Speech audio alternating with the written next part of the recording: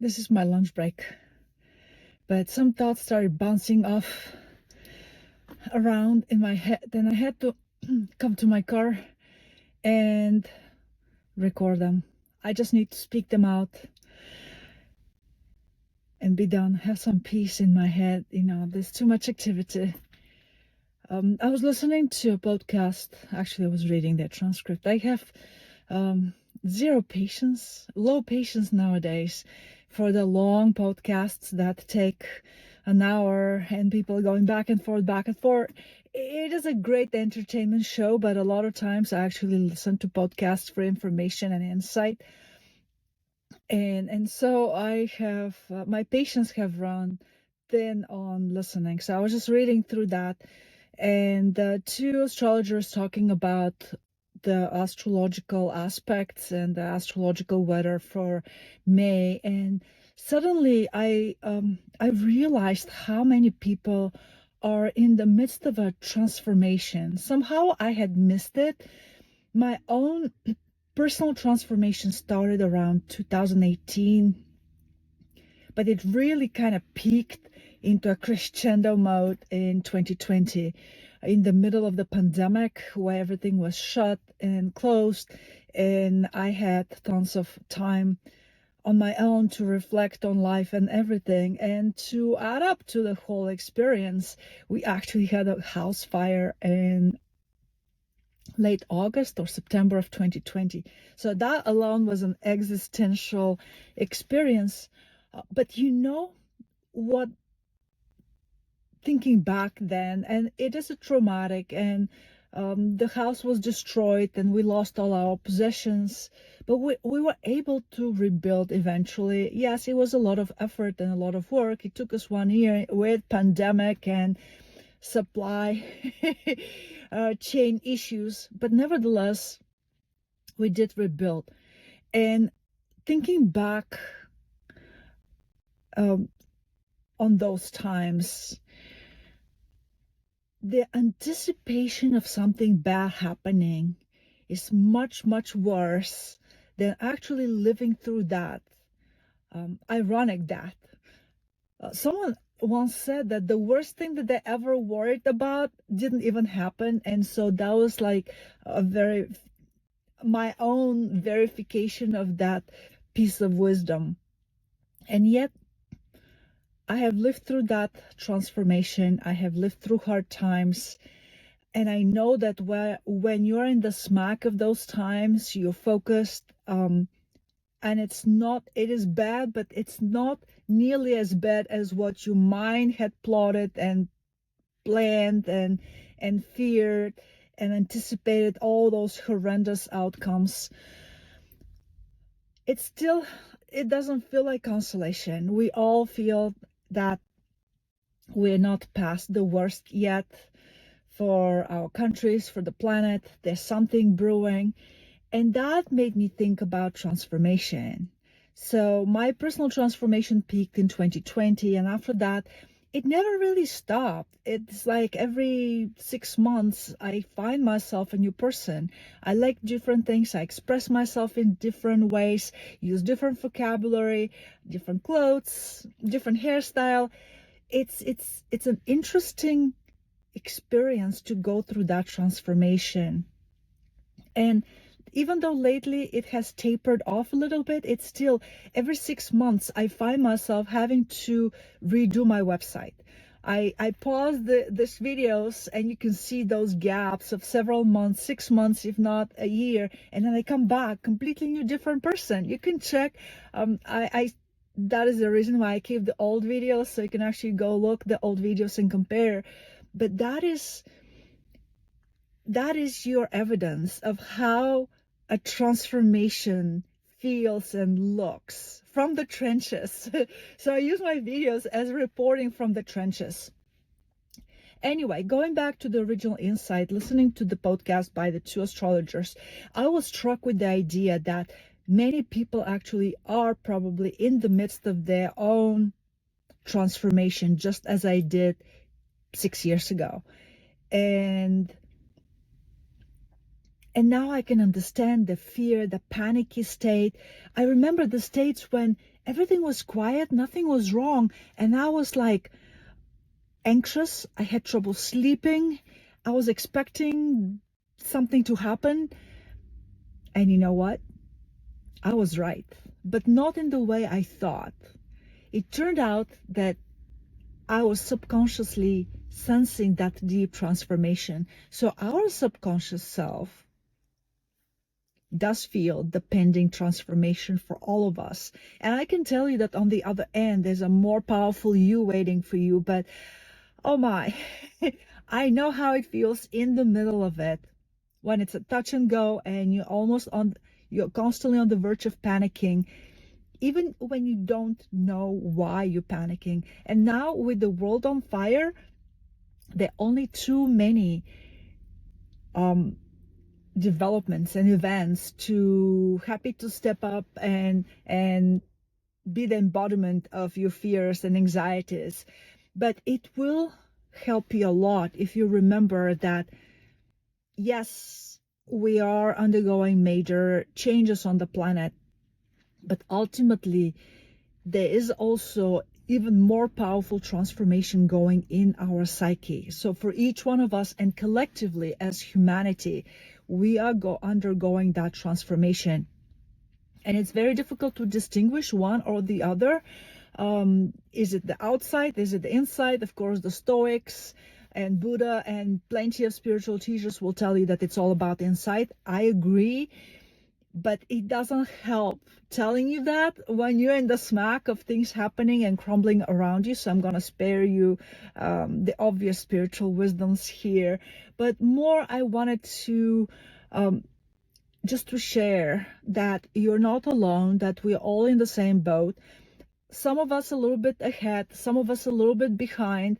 There are people way ahead of me, and I followed their work, their books. They brought me consolation.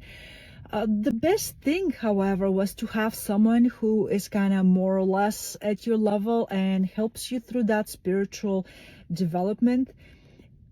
And the other thing I want to say is that it's very easy, at least for me, it was very easy to, when I think of spiritual development, to lapse into this abstract thinking. I had read Buddhist texts, Taoist texts, Zen, yoga, the Yoga Sutras, Bhagavad Gita. Here's an interesting thing. For the first 40 years of my life, I thought the Stoics were just a bunch of tough guys who didn't mind pain. So you see, you read, but it stays here in your head and it doesn't sink in the heart. You don't understand that all those so-called spiritual texts, even though they feel to us very abstract, very philosophical, they're actually pragmatic, very practical, very tangible. It's easy to miss if you're reading some ancient Chinese or Indian text. It was written thousands of years ago in a culture that is completely foreign to ours. So first of all, you have this cultural shock, cultural disconnect. You have to go through that with a lot of footnotes. Have you seen the modern translators? They put a lot of footnotes explaining the culture, explaining this so you can understand the context in which the wisdom was given. And then you have to deal with the translation, and sometimes it's a translation of a translation of a translation. So it's easy to miss the sense of this was practical wisdom. This was something that gave it to people and say, do this, do that, and they got immediate results. So what do we do? I mean, I've met people who are happy with the ancient texts. I love them as an inspiration, but I didn't truly finally started understanding all those ancient traditions, including the Stoics, until for me it was really going through the Course in Miracle lessons. In 2014, the book came to my attention, and I was in a time in my life where I can actually take some time, and I dedicated that year. Actually, it took me a year and a half to do one lesson every day. Some lessons took longer than one day. And that book, yes, there's something on the surface. There's a surface level. Do this exercise, do that exercise. But underneath it cleared up a lot of mental debris and dirt and accumulation without even me knowing. So after several years of continuing practicing and living the principles, I realized how much it had cleared up for me. But it's subtle, and that is how we miss it. The difference is between, imagine you walking down the street. One person is going to see the banana peel and step over it. Another person is going to miss it, slip, and hurt themselves. That is the difference that your spiritual practice makes for everyday life. Only we don't notice. We just say, oh, bad luck. Oh, I was not paying attention. Oh, I was angry. But that is what they're telling us. They're telling us they're two different worlds. Not in an abstract way, not in like heaven somewhere and hell somewhere else. They're two different worlds.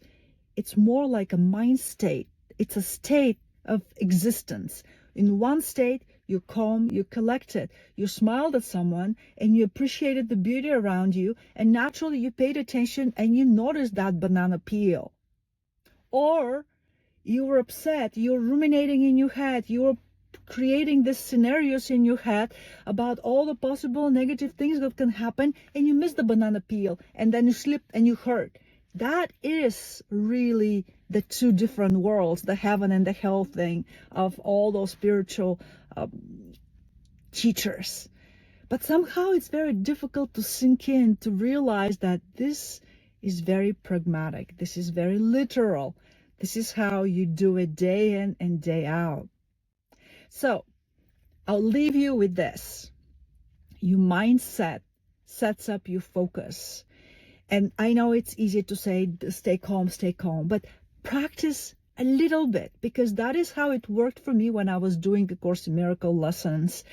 I tried with something little and it worked out, and I was like, oh wow, look at that. It's a validation. So be the scientist in your life.